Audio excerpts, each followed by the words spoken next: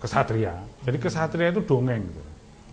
Kalau seorang kesatria, misalnya presiden begini-begini, kan seperti di Perancis, di mana itu, di beberapa negara di Eropa itu, menterinya nggak setuju, mundur.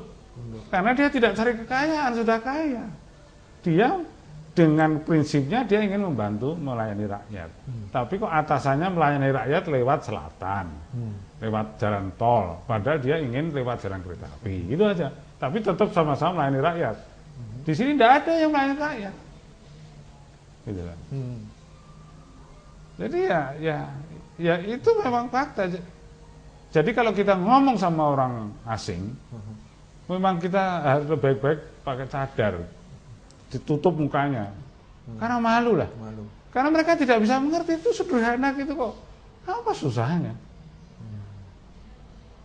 Itu semua sederhana gini ya. Kalau pemerintah itu misalnya, wah ini agak melanggar gitu. Tapi kalau melanggar itu untuk demi kepentingan rakyat, misalnya musuh-musuh politik yang nyerang, rakyat mesti bela dong. Betul nggak? Misalnya SBY, ya ini SBY ceritanya ya.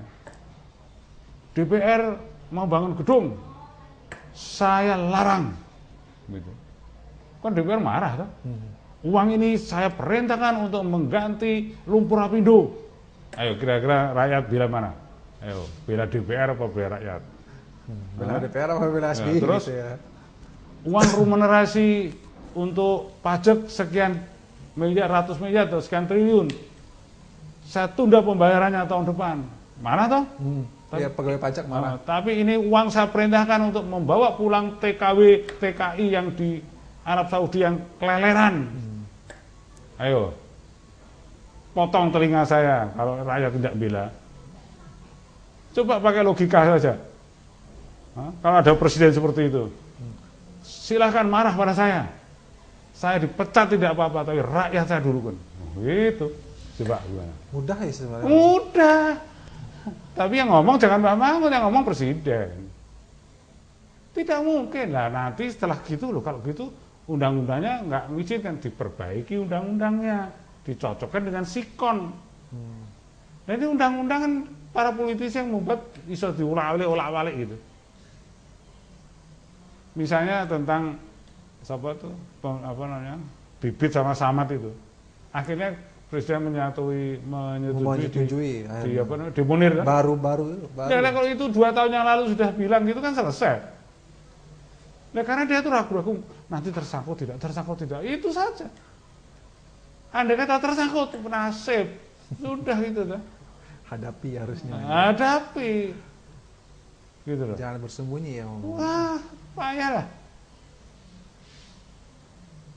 Payah. Tapi umpama ya, Mbah Mangun cangkemnya banter gitu.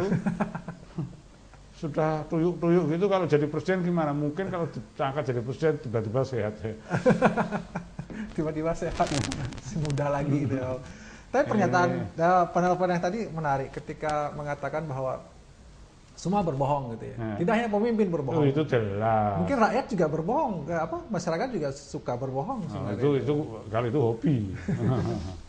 Lalu apakah ini negeri yang penuh kebohongan? Coba tuh sekarang ya, tanpa malu-malu semua kepala daerah itu yang anggota Demokrat tidak dituntut. Dan kalau SBY itu nunggu pedang yang mesti Bupati A, Wali Kota B, saya diusut KPK, saya perintahkan KPK. Justru yang dari Partai Demokrat ya harusnya. Iya, Partai Demokrat itu contoh. Diusut harusnya. Saya ketua ini saya bercanda dan kurang ajar ya. Saya menjadi ketua MUI.